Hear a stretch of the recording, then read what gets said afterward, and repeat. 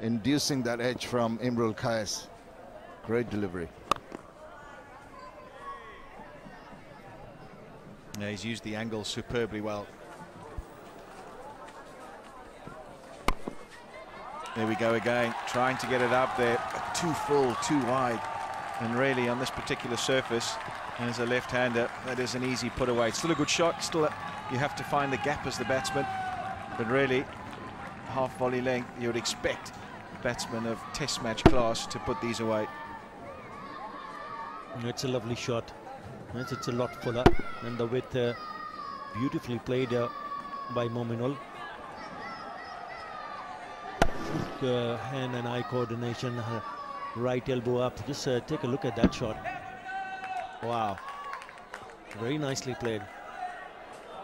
It's not a great delivery, but you still have to put it away, and he put it away in style. Spoon one up into the covers.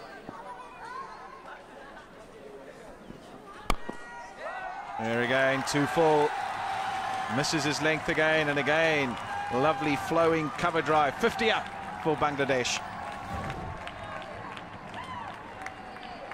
Similar kind of delivery, similar kind of shot. That's not a repeat. It's a second boundary in this over. Once again, it's Mominul. Beautifully played, getting the top of it, and it's just a gentle push. Beautifully played. He looks to be in a much better touch in this innings. Yes, he was. Look at it slightly differently from a perspective of, that's a good shot, backward a point, and that's going to beat the sweeper at deep point. So that's evidence again of a wicket which is not that bad on the fourth morning. If we have a look at this delivery around the wicket from Elton Chickenborough, it's short and wide. Look at that, he's hit that really well. He's timed it backward of point, gully region, and it's raced away to the branch. So that's again evidence that the wicket is pretty good, and you need to be a little bit more careful, I guess, when you're setting totals. For me, Bangladesh needed 10.6. So there's the lead, 198. Over pitched, and it's wide of mid-on, and it's going to roll all the way through to the boundary. That was a little bit of a gift. Good shot, a little bit over pitch though. Yes, I think it was a half volley, but the manner in which he thread the needle there, it was a very, very small gap, and hit it with great placement. And this guy, Mominul, he's been doing this consistently. Gives the ball some air. No, it's a quicker one, and that's allowed the batsman to swivel around and swing it away for 4 runs. How quickly he jumped onto that shot. It was just short, a round leg stump, and the 2 men inside. That brings up the 50 partnership. It's beautifully played.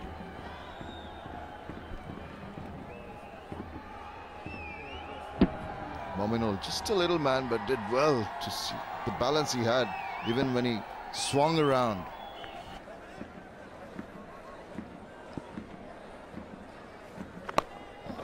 Swept away, no protection in that area. That's going to get him 4 runs.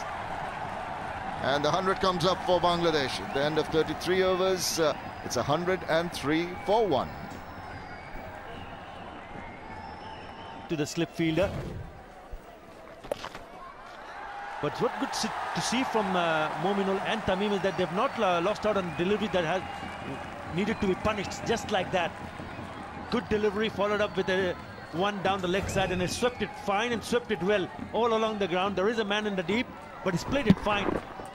Really nicely played.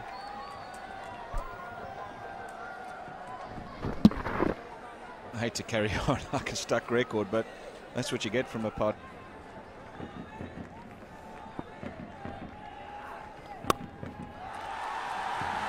.50 for Mominul Haq. Really good innings here today. Came in at the fall of Imrul Kais early on. Needed to build a partnership, needed to get some runs under his belt. And it's been a very good hand indeed. Just 69 deliveries needed for that 51. And applause from the crowd and his teammates. Well deserved. The man from Cox's Bazar Mominul Haq yet another 50. He's played 7 test matches at home, and each time he's gone to bat, he has managed to score. Deteriorated as dramatically as we might have predicted. Too short, put away, nobody out there. Poor bowling, you'll have to say, particularly to a man in and in form. And Mominul Haq is not going to miss out on those. He sure won't. This was a long hop and so easy for him. He does play that shot very well. Little man swivels round, nicely balanced. Even look at his foot when he's playing the shot. They're very close together at point of impact, and then he turns round. Lovely balance. Enjoyed that shot. He didn't. But Chiro.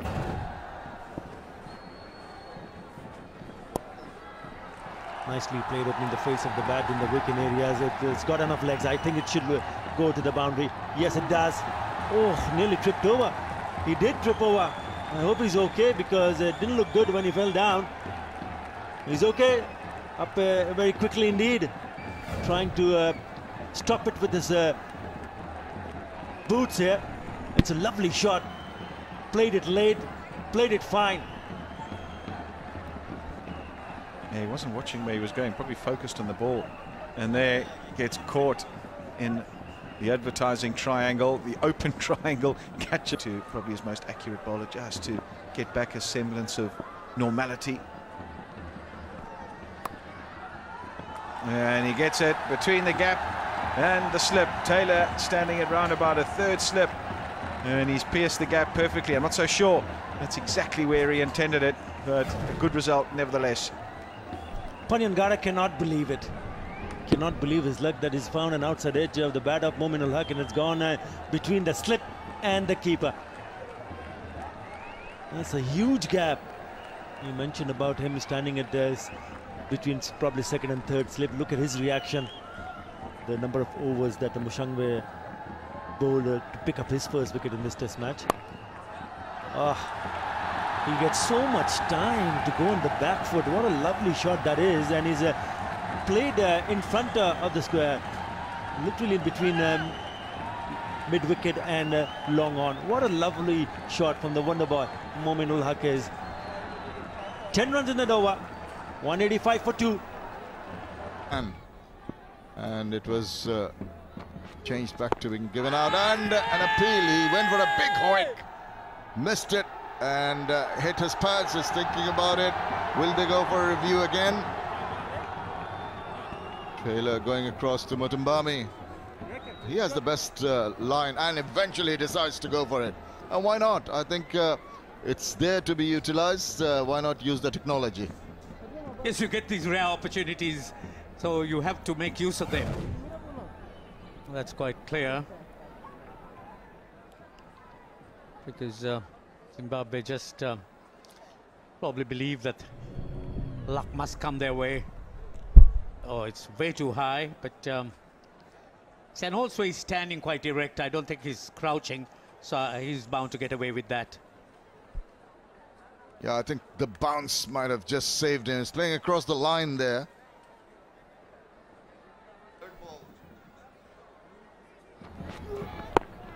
Boy, there you see it in real time. And initially the decision was not out, but it was reviewed by the bowler and the captain. He thought he had him, but just have a look at just a slow-mo of this. Was there a nick on?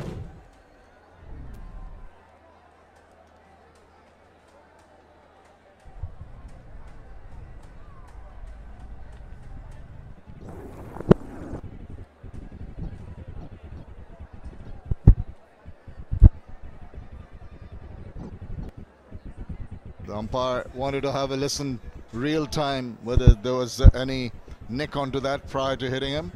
Well, of course, going to get the Hawkeye version of it soon.